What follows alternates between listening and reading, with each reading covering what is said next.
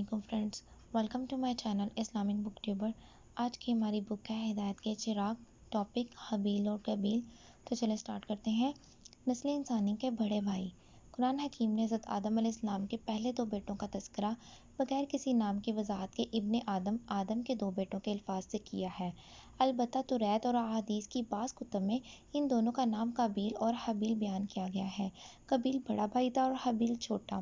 جب حضرت آدم علیہ السلام اور حضرت حوا زمین پر اتار دیے گئے اور منشا الہی میں اس زمین پر انسانوں کو پیدا کرنا تھا، تو انسانی آبادی کے اضافے کے لیے سنت اللہ اس طرح جاری ہوئی، جس کا تذکرہ ابن کثیر نے اپنی تاریخ میں حضرت عبداللہ بن مسعود رضی اللہ عنہ اور دیگر صحابہ کی روایات سے نقل کیا ہے، جس کا مضمون یہ ہے: حضرت حوا کو بیک وقت ایک لڑکا اور ایک لڑکی توأم پیدا ہوتے تھے، اور ان بچوں کے آپس میں نکاح کا یہ دستور بنایا گیا تھا کہ توأم جڑواں پیدا ہونے والے لڑکے اور لڑکی کا نکاح دوسرے مرتبہ پیدا ہونے والے توأم لڑکے اور لڑکی کے ساتھ کر دیا جاتا تھا۔ اس شرعی دستور کے مطابق قابیل اور حابیل کی شادی کا مسئلہ پیش آیا۔ قابیل عمر میں بڑا تھا اور اس کی بہن جو کہ اس کے ساتھ پیدا ہوئی تھی، حابیل کی بہن سے بہت زیادہ حسین و جمیل تھی۔ قابیل یہ چاہتا تھا کہ اپنی توأم بہن سے خود ہی نکاح کرے اور دستور کے مطابق حابیل کو یہ موقع نہ دے جو اس کا شرعی حق تھا۔ جب یہ کشمکش طویل ہو گئی اور کسی طرح افہام و تفہیم کا سلسلہ کامیاب نہ ہو سکا، تو حضرت آدم علیہ السلام نے وحی الہی کی ہدایت پر اس نامرئی قصے کا اس طرح فیصلہ دیا کہ دونوں بیٹے اپنی اپنی کمائی سے اللہ تعالیٰ کی بارگاہ میں قربانی پیش کریں۔ جس کی قربانی قبول ہو جائے وہی اپنا ارادہ پورا کرنے کا مستحق ہوگا۔ اس زمانے میں قربانی پیش کرنے کا یہ دستور تھا کہ کسی بلند مقام پر اپنی نذر اور قربانی رکھ دی جاتی، آسمان سے آگ نمودار ہوتی اور اس کو جلا دیتی تھی۔ یہ علامت نذر کے قبول ہونے کی سمجھی جاتی تھی۔ اس دستور کے مطابق حابیل چھوٹے بھائی نے اپنے جانوروں میں سے ایک فربا جانور خدا کی نذر کیا، اور بڑے بھائی قابیل نے اپنی کھیتی کے غلے سے ردی قسم کا کوئی اناج قربانی کے لیے پیش کیا۔ جب دونوں نے اپنی اپنی نذر ایک بلند پہاڑ پر رکھ دی تو آسمان سے آگ نمودار ہوئی اور اس کے چھوٹے بھائی حابیل کی نذر کو جلا دیا، اور قابیل کی نذر ویسے ہی پڑی رہی۔ اللہ کا فیصلہ ظاہر ہو گیا کہ حابیل حق پر ہے اور قابیل ظالم اور ناحق پر۔ لیکن قابیل نے اللہ کے اس فیصلے کو قبول نہ کیا اور اپنے چھوٹے بھائی حابیل کا دشمن بن گیا۔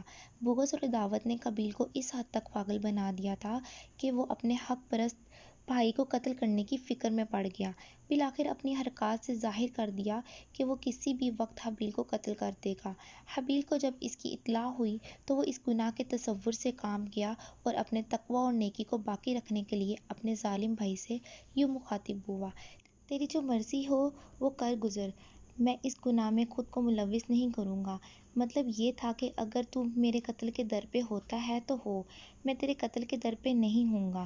رہا قربانی والا معاملہ، وہ تو واضح ہے کہ اللہ نیک اور حق پرست انسانوں ہی کی قربانی قبول کرتا ہے، یعنی اگر تیری قربانی قبول نہیں ہوئی تو یہ میرے کسی قصور کی وجہ سے نہیں ہے، بلکہ اس کی وجہ یہ ہے کہ تجھ میں تقویٰ نہیں ہے، لہٰذا میری جان کے بجائے تجھ کو اپنے اندر تقویٰ پیدا کرنے کی فکر کرنی چاہیے۔ قربانی کے اس امتحان سے تجھ کو ہدایت و نصیحت حاصل کرنی چاہیے، یہی دنیا اور آخرت کی فلاح کا ذریعہ ہے۔ انسان کا پہلا قتل۔ حضرت آدم علیہ السلام کے اس نیک بیٹے حابیل کی مخلصانہ نصیحت اور ہدایت کا الٹا اثر ہوا اور قابیل نے طیش میں آ کر اپنے حق پرست بھائی حابیل کو قتل کر ڈالا۔ اس وقت حابیل کی عمر 20 سال تھی۔ روئے زمین پر ابھی تک قتل انسانی کا حادثہ نہیں ہوا تھا اور غالباً یہ دنیا میں سب سے پہلی موت بھی تھی۔ حابیل مظلوم کی لاش زمین پر پڑی رہی۔ نسل انسانی کا یہ پہلا ناحق خون تھا۔ قابیل کا جنون انتقام جب سرد پڑا تو یہ فکر سوار ہوئی کہ اپنے اس عمل بد کو کس طرح چھپایا جائے اور لاش کا کیا انتظام کیا جائے۔ اب تک دفن کرنے کی سنت جاری نہیں ہوئی تھی۔ قابیل اپنے مظلوم بھائی حابیل کی لاش کو اپنی پشت پر لیے پھرتا رہا۔ کوئی تدبیر سمجھ میں نہ آئی۔ جب تھک گیا تو اللہ تعالیٰ نے دستگیری فرمائی۔ ایک کوے کو دیکھا کہ وہ زمین کو کریت کریت کر گڑھا کر رہا تھا۔ اس کے بعد ایک مردہ کوے کو اس میں چھپا دیا۔ قابیل کو احساس ہوا کہ مجھ کو بھی ایسا ہی کرنا چاہیے، چنانچہ زمین کو کھود کر اس میں اپنے بھائی کی لاش کو چھپا دیا۔ اسی طرح مردہ جسم سے چھٹکارا پایا۔ اس عمل کے بعد اپنی کم عقلی پر افسوس کرنے لگا کہ ہائے افسوس، میں اس کوے سے بھی گیا گزرا ہوں جو اپنے جرم کو چھپانے کی بھی اہلیت نہیں رکھتا۔ افسوس، میں ایک حقیر جانور سے بھی کمتر ہوں اور مجھ میں اتنی بھی عقل نہیں۔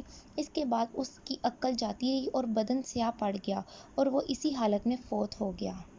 قرآنی مضمون سورۃ مائدہ کی آیت نمبر 27 سے 31 میں کچھ اس طرح سے بیان کیا گیا ہے۔